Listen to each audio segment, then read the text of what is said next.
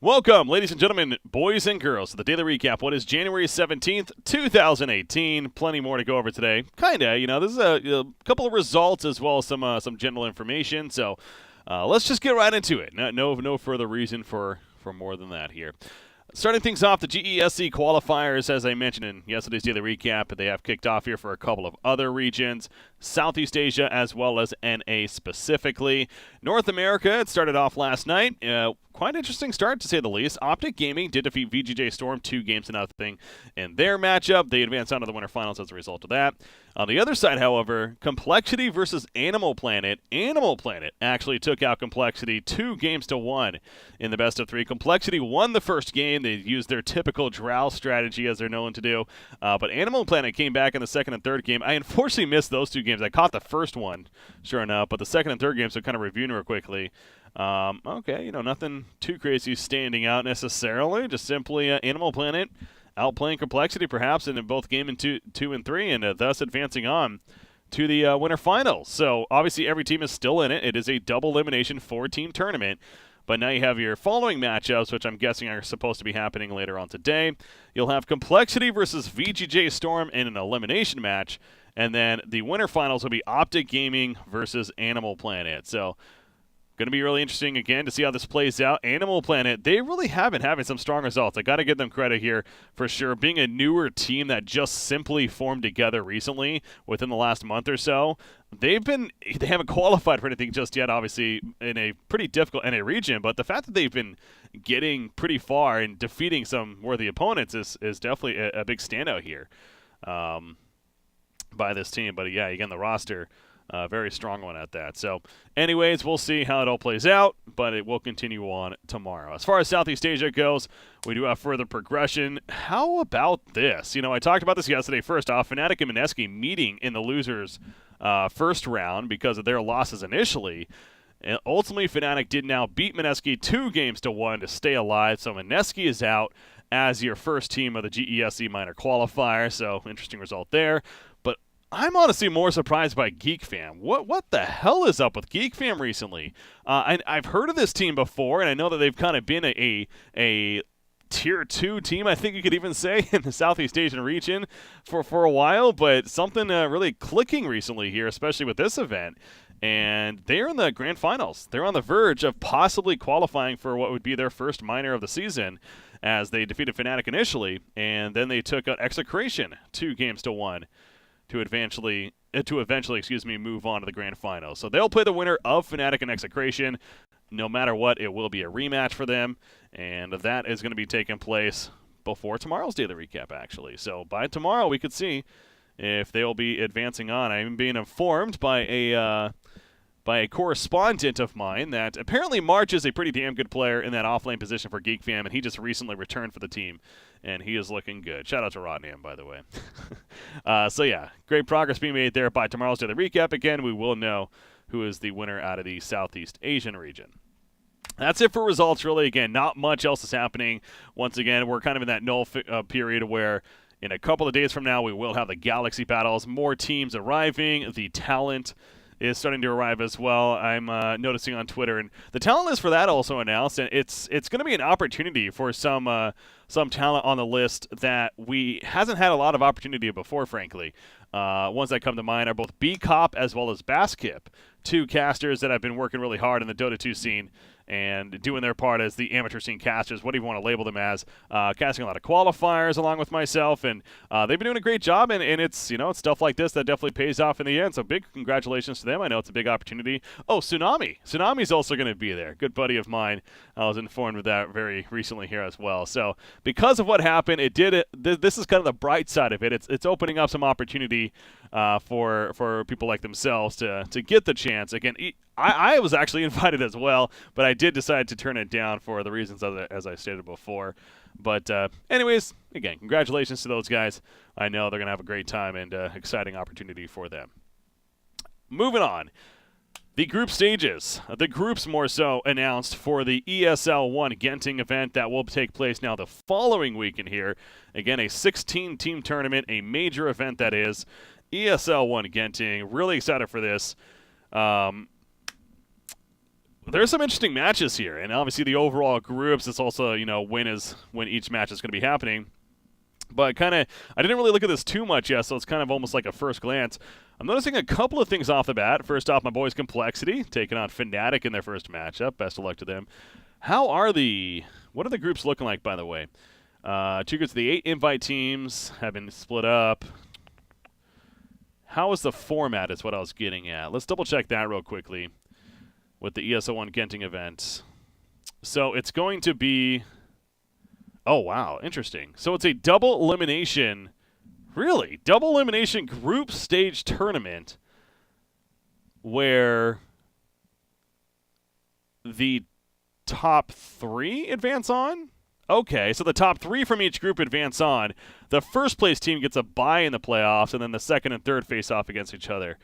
Very interesting. Okay. Very interesting. That's... Huh. I kind of like that format. It's a little bit different than what we're used to seeing for sure.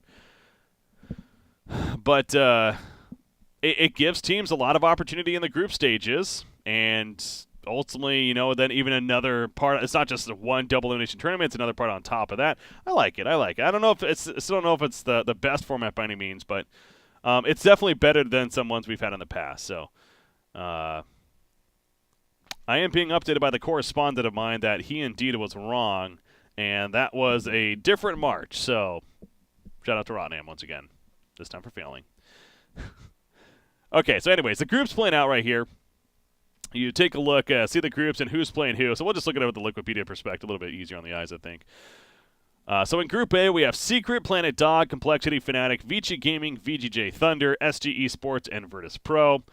In Group B, we have Team Liquid, Penta Sports, Navi, Evil Geniuses, Mineski, TNC Pro Team, LGD Forever Young, and Newbie going at it. One thing I'm noticing off the bat right here, which is very interesting to me, they match up both of the Chinese teams in each group against one another. And I don't know how I feel about that. That to me seems a little like, is that coincidence or did they... I'm trying to see if they had any method to this, or was it simply a drawing?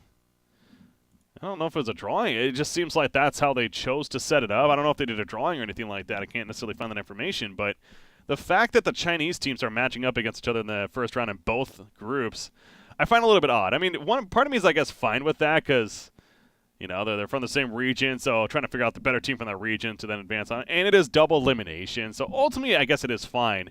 But to me, that's a little unfortunate almost that they're being matched up against one another in the first round. So a Chinese team in each group is going to be sent down to the losers bracket. But Vici Gaming versus VGJ Thunder, by the way, that's going to be one of the more standout matches of the whole initial first matches, because both of these teams are looking really strong recently in the China region. So that probably is one of the more highlight first round matches, I would say, out of all those matchups right there. Hell, even LFY versus Newbie is also a great one. So yeah, both the China matches are going to be great. And then, yeah, TNC versus Mineski. What are they doing? They also match up the 2 Southeast Asian teams against one another in the same group. So they must have did this on purpose. Like the Europe team, Secret versus Planet Dog. You got Liquid versus Penta. And then NA. It's NA versus CIS over here, and then NA versus SCA over here. I don't know. Very interesting to me. But, okay. Anyways, Complexity will take on Fnatic. So the ultimate question of which group is better, which group is more difficult. I would lean towards Group B, because I look at Group B, and 7 of those 8 teams I can see advancing on to the playoff stage, even winning the group outright. Like, honestly. I could potentially see that happening. The only team in Group B that I don't at all is Penta. There's no doubt there. I mean, Penta's a good team out of Europe, but there's no way that they're getting out of Group B. In Group A, on the other hand, SG Esports, Planet Dog, definitely 2 teams that I'm not as confident in. I don't see them advancing on. The other 6 teams, potentially Fnatic, depending on what Fnatic we see, and again, them working with this new roster now, they've been a little bit of a struggle with it so far, so are they going to really perform at this LAN necessarily? So, yeah, I would definitely lean towards Group B as far as being the quote-unquote group of death, as people like to talk about initially. So, but this event's going to be fun, man. This format's great. It's a 16-team tournament. It's a major. Wait, it's not a major. It's a minor. Excuse me. It's a minor. Wow. Okay. I got so caught up in it being a major. Well, this is a hell of a tournament for a minor, especially. Holy crap. That's right. It is a $400,000 prize pool, so it's even a little bit more money than the usual minor, which is usually $300,000. There's the same amount of points. No, there's actually 50 more points as well. Interesting. Okay, I'm learning more. There's actually 400 pro circuit points compared to the usual 350, or 300, I should say. So, yeah, there's more points as well as more prize pool on the line for this event. So it's kind of like it's a step-up minor. It's a slightly better minor than the other minor events. This is potentially going to be one of the better events we've had so far this year, though, just simply on what we're looking at. So I'm excited for this one. I can't wait to preview it more as we do get closer, guys. All right, enough about that. One last thing I wanted to talk about was the introduction, or the tease, the trailer, whatever you want to say. So Red Eye, Toby, and a couple of others, they've made tweets recently about how they are in they're in some location in the UK, I believe. I forget. I'm blanking on what the name was. Anyways, they're all in the same location, and they're kind of teasing out, oh, what are we doing here? We're working on a secret project. It turns out this is that secret project. This is a new show that I guess they created called Well Played. It's essentially from what I can tell, Guts Their Actions Lacks, of course, it's kind of just a silly game show that just involves talent, mainly from the Dota 2 scene, really. And you even saw Sing Sing, I believe, was there on the desk. You got Purion Flax, several others. So, in York, that's what it was, in York. So, this is going to be debuting soon. I want to say it was on the 24th, if I'm not mistaken.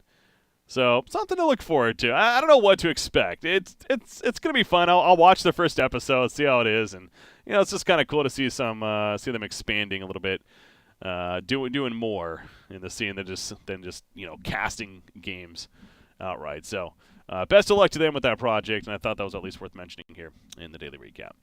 Okay, guys, that's going to do it for the daily recap, guys. Once again, January 17th, 2018. Hopefully you enjoyed. I was Breaky CPK. Feel free to leave any feedback as always. Subscribe to my YouTube channel. Follow me on Twitter, Facebook, Twitch, all that jazz, if you wouldn't mind. And I'll see you next time. Have a good night, guys. We'll see you next time. Okay.